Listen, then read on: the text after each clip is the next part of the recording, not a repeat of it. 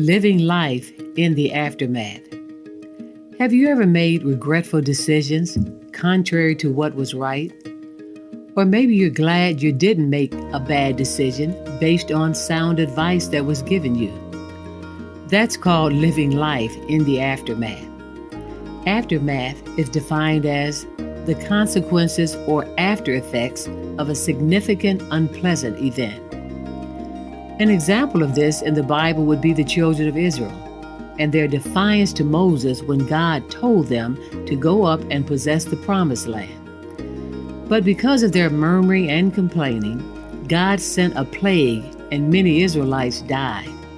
In the aftermath, they tried to go up the next day, but Moses told them not to go up because God was not with them. But they went up anyway, and God allowed their enemies to defeat them. Again, the aftermath was the children of Israel wandered in the wilderness for 40 years. That's in Numbers 14, verses 40 through 45. Another example is the prodigal son in Luke chapter 15. The younger son demanded that his father give him all of his inheritance. He then went into a far country and squandered all of his inheritance with riotous living and was left penniless and having only pig slop to eat. But the aftermath was he came to himself. How did he come to himself? Number one, by returning to his father. He returned to what was right and what he should have never left the first time. Number two, he repented. You have to be willing to change the course of what you know is wrong and seek the right path. And number three, you have to humble yourself. Admit you were wrong and accept the consequences. The prodigal, in return, had a positive aftermath. A third example would be making rash decisions that benefit the now, but produce lifelong regrets. In Genesis chapter 25, verses 29 through 34, it tells the story of how Esau sells his birthright to his brother Jacob for a bowl of red stew.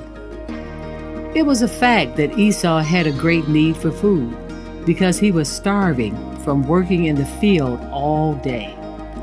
But without counting up the cost, he put his temporal desires or needs above his eternal purpose, and it affected his destiny and his entire bloodline. Instead of Abraham's seed being called the children of Esau, they are now called the children of Israel or the children of Jacob. So in life, make sure the decisions you are making now are not just temporal pleasures or seasonal pleasure that will drastically detour your true purpose. Remember, the aftermath, whether good or bad, can define the rest of your life.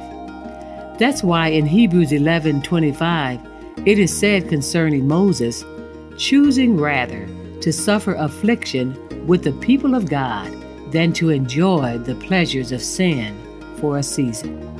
So be very careful how you live life in the aftermath. Get calm. God is taking care of me.